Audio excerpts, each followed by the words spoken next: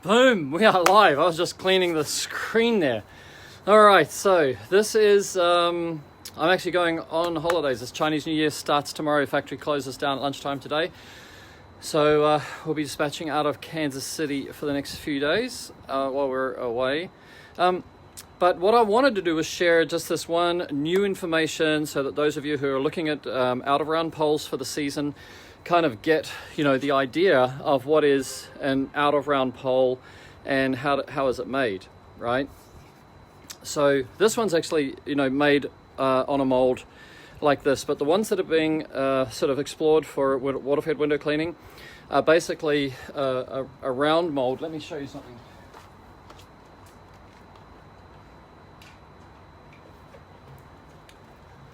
Yes, great idea. So I just found this. This is, sometimes I just buy stuff to be inspired by it, but this is actually nothing to do with window cleaning. It's a selfie stick where you put your phone in there like that and it goes like this, but what I love is that's telescopic and how gorgeous it looks. But so far it just sits on my desk and I look at it and play with it every day and think, I just don't know how to use that yet, but great idea. Now, actually the mold for a carbon fiber tube for water-fed, for water-fed pole, a mold is like this. It's a solid piece of steel, and then we wrap the carbon fiber around it. Now, a reach it tube has got 8 or 9 layers of carbon fiber. Each carbon fiber, I'll show you in a second, right? I'll show you now, right? This is carbon fiber. So this is called unidirectional. So this is all the fibers, you can see that all the fibers are going in the same direction. Yeah, and these are not the fibers. The fibers, oh boy, can you see that? Let me see, where is the camera? Right, let me see if I can get that. You can see the fibers. I mean, they are just fine. You can just see them. They're less than the hair on your head, each one. Garen, you in Mexico? I'm going to Thailand tonight. Good on you. Tequila. Yes. Okay, so if I could be white, you'd be able to see that. If I hold it up there, you can see the fibers, right? That's how fine they are. So this is called pre-impregnated with resin. These fibers are pre-impregnated with resin, and they're actually in little groups, and the groups are called toes, right? But all the fibers are in the same direction, unidirectional. So when we go to make a water-fed pole, right, we want rigidity. In order to achieve rigidity, we want as many fibers as possible to be going in that direction, and that gives us our MSI, or our rigidity, which you'll see people talk about, right? It's the direction of the fibers that determines the rigidity of the pole. Okay, so we want as many as possible of these going that way. Now the problem is, no, Jonathan, I'll tell you why. Because we went a bit different way around lightweight. I don't believe in lightweight, because lightweight is basically lighter is thinner, and thinner means more risk of failing. So I'll show you what we did. It's a really good point.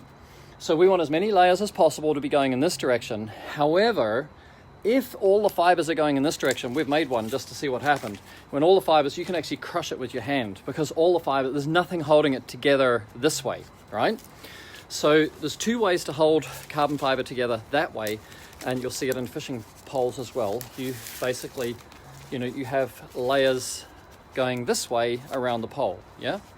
So your fibers are going this way, yeah? And that will hold the pole together that way. Got it? Or we have what's called 3K, or a woven material. Now, a woven material, this is the best way to describe a woven material, is actually to use this one. This one is 50% Kevlar, 50% carbon fiber. So this one, even though it has Kevlar in it, will conduct electricity, because the black is carbon, and carbon is one of the best conductors of electricity on the planet, right? But you can see, if you look closely, like any woven material, the every second line, the Kevlar is going this way, and then every second line, the carbon fiber is going that way. So if this was 100% carbon fiber, you would get that look, right? and that's called 3K. And there's 3K, 6K, 12K, all that. There's all depending on, you know, the size of the toes and the pattern. There's different patterns and all sorts of things. So why is this important? Well, 50% of these fibers, if this was carbon fiber, is 3K, or it's Kevlar, you know, and carbon fiber. If you have that on your pole, right, 50% of the fibers, whether they're at 45 or 90, 50% of the fibers will hold the pole together. So what we need to do is put enough layers around the pole to hold it together so it doesn't split and delaminate, but not so many as to cause it to be flexible. Now, the problem with out of round water fed poles, the mold, to keep it cheap, you're not making a complex mold like this, right? To keep it cheap, the way they've done it is they have a circular mold and they make that in a lathe, and then they mill a straight edge off, right? And they mill a straight edge off, and then they put a radius on the edge so that you end up with a radius, you know, around here. And you can see, if you look closely, there's always a radius, right? It's never a sharp point. However, this creates a weakness. Yeah, this creates a weakness, because if you're trying to create rigidity in one direction, then not being round means you've lost that super safe shape. And so these points here, those corner points, become a weak point for the pole to crack if all the fibers were running this way. Yeah, if all the fibers are running up. So therefore, in order to keep a pole that's out of round from splitting, you need to have more layers going this way, less layers going that way. And that's why they either will say that they're a higher modulus, they have to add a higher modulus to get more rigidity this way, but modulus for modulus, apples for apples, orange for oranges, an out of round pole will always be floppier than a round pole. And that's, we've all thought about making out of round poles to stop, you know, the risk of rotational torque. Okay, so basically, if a reach it pole has 8 or 9 layers of carbon fiber, we might have 2 or 2.5 layers that are going around holding it together. If we made an out of round pole by our investigations, then we need like 4.5 going around. And then what happens is the pole has got, you know, significantly more flex, and that doesn't interest us because we genuinely want high rigidity in the reach it range. That's our focus. Now, why do we not make a super light pole? Well, when we came into the industry, Gardner was already making a super light pole. They would use maybe 5 layers, I would think. It's cheaper, you know, or they have to use a higher modulus, right, to get the same, you know, rigidity out of less layers. But in my opinion, the reason we wanted super light was because everybody was pulling the pole off the glass, right? Everybody had 2 pencil jets. You have to pull it off the glass and rinse like this. And I thought that's the answer is and also they were only selling fixed length poles back then. So you bought a 10-foot pole, a 20-foot pole, a 30-foot pole, a 40-foot pole, a 50-foot pole. You wanted to go any higher, you had to buy that whole pole. And we were the first company to bring out a pole system that said if you have a 30-foot pole, you can add 10 feet, you get it to 40 feet, you want to add another 10 feet, you can do that. That's the reach it model, and we were the first to bring that to market. So what the reason we don't, the way I tackled this point about super light poles was to say we need to leave the brush on the glass, so the weight of the pole is not the issue when you're pulling it back and rinsing, right? So step one, we've already got water as a surfactant on the glass, so we're just going la la la, like it's not that hard, right, to rub a brush on a glass, right? So from a body strain point of view, and we do more ergonomics, I think, than anybody else in the way we study it. But the second part was to make sure that pole pulled apart 1 story at a time. So, okay, what's the weight of a 5-story reach it? Well, let's say it's, I don't even know, but let's say it's 8 pounds. Well, when it's at 4 stories, it's like 6.5 pounds. When it's at 3 stories, it's like 4 pounds.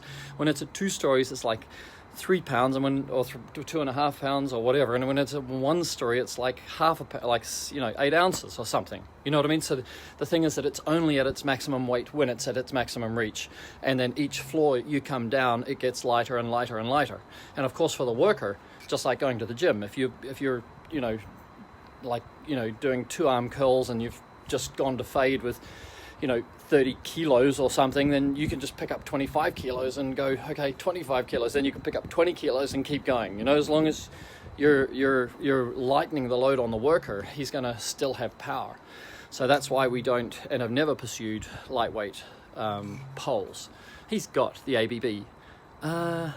Yeah, look at this. Hang on.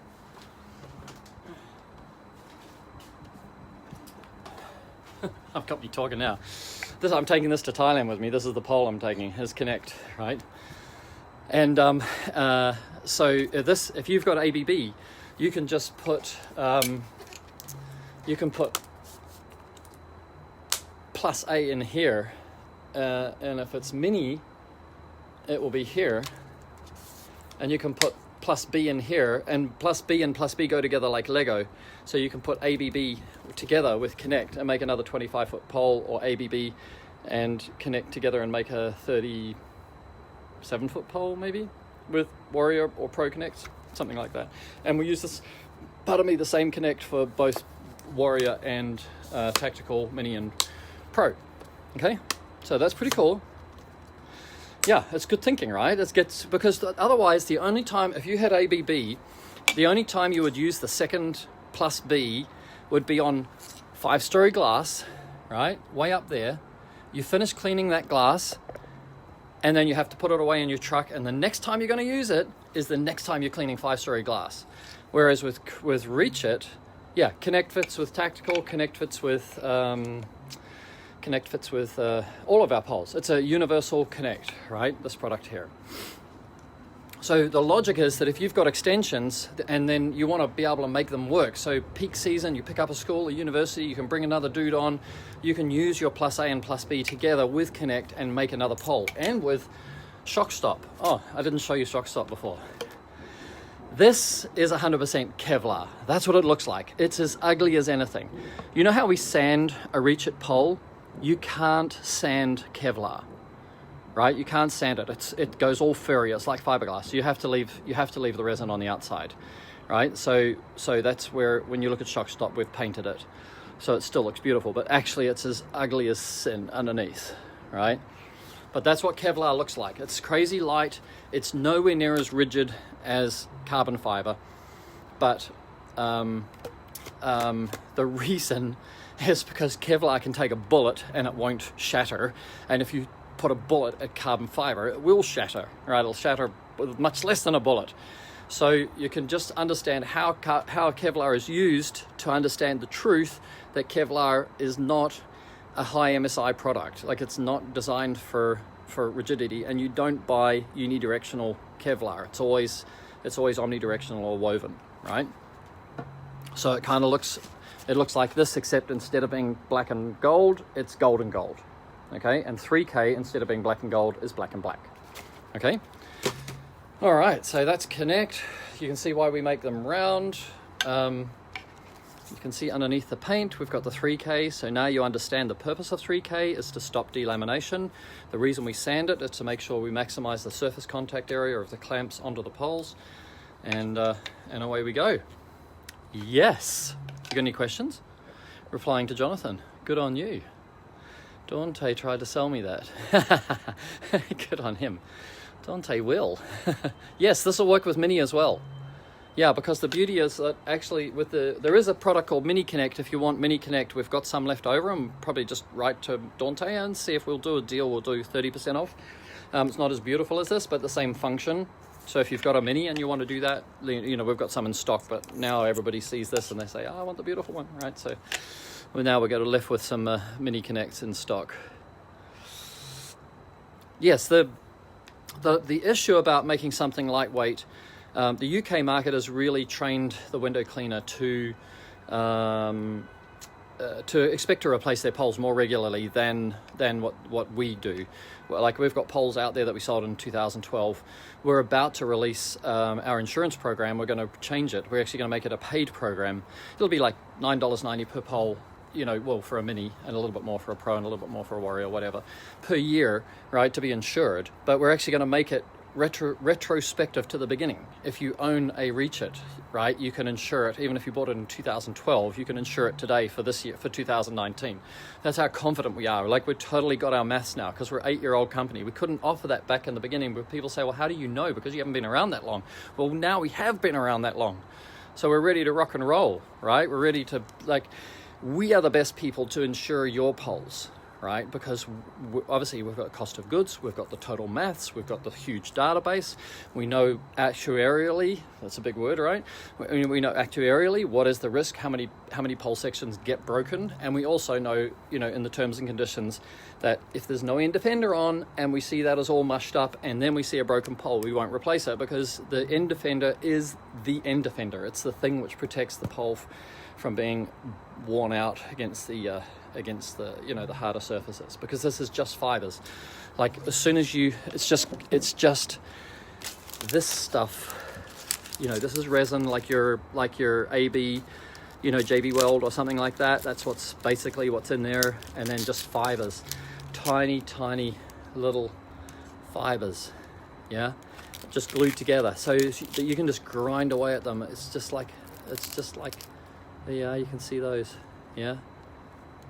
just like, it's almost like spider web. It's so fine, right? So of course you can grind away at this and wreck it if you don't look after it and protect it. And that's why we were the first people to bring out stainless steel end defenders to protect it against everything, so that it never wore away. All right, great. I love it. I'm really passionate. Yes, can you replace that? Yeah, we've got end defenders in stock.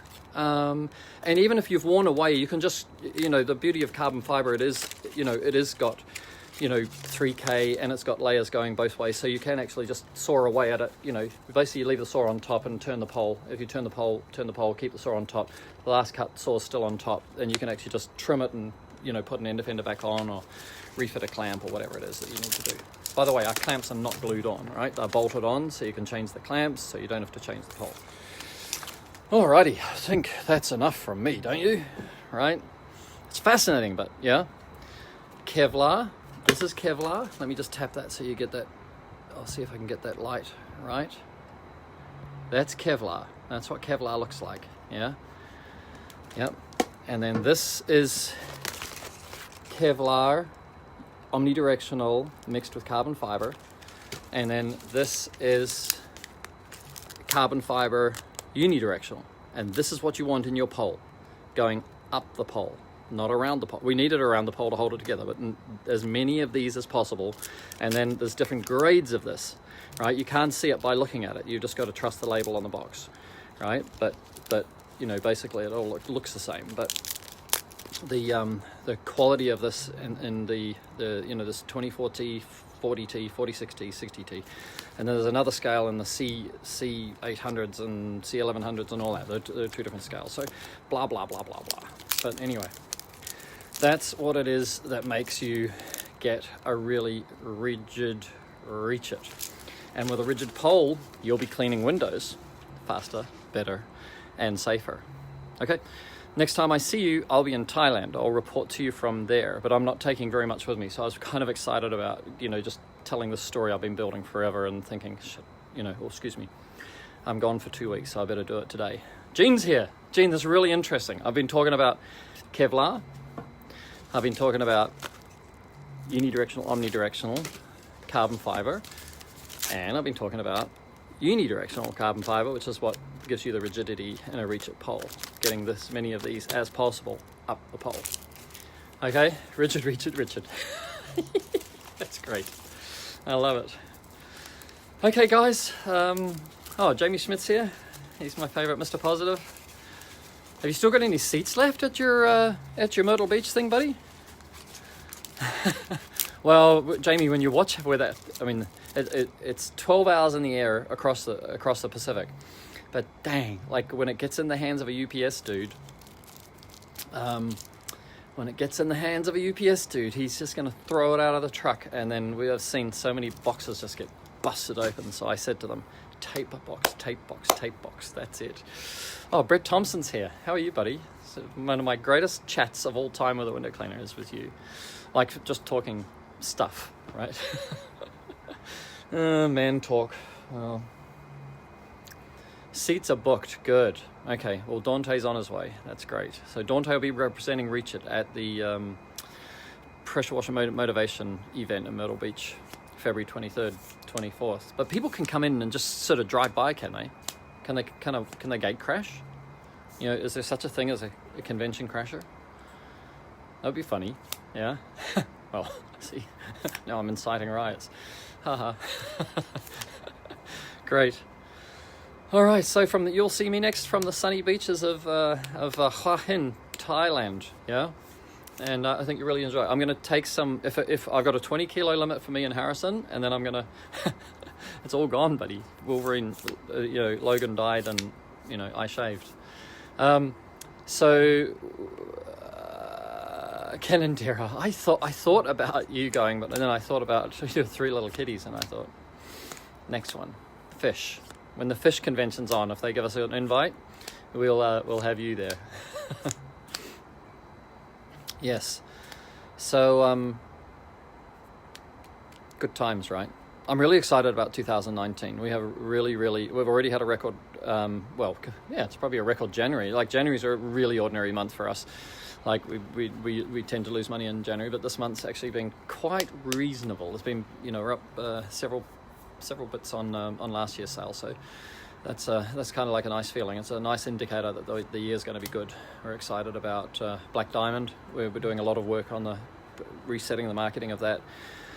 And make sure that gets out in the hands of window cleaners. And then we've got obviously Gunslinger, which is contentious, whatever. But business is business. We have a contract, so we're good to go on that.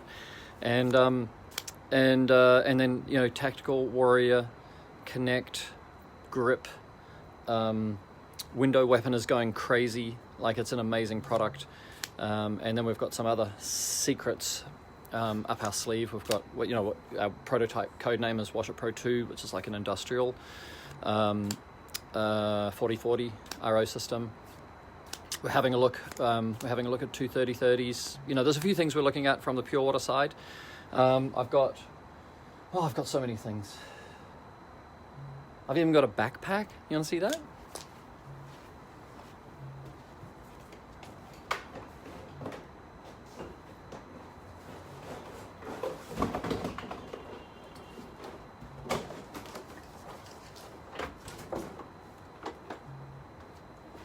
Yeah. So we're checking on this one, right? Trolleyable and backpackable, and because we can't fly, well, we won't be flying these anyway, but basically in here, it takes a motorbike battery, right? 12-volt motorbike battery. So that's pretty cool. So then we can just send it to you, and you can get your own battery if we do have to fly it, right? Or we can buy them on Amazon and send you a battery to go with it. So we're having a look at this, running some tests on that next month. And then we've got some buffer tanks and some pumps that we're working on for pure water, for, maximizing your flow, because the future is, a lot has changed from the days. I'll show you this. Until May 2015, just 3 years ago, right?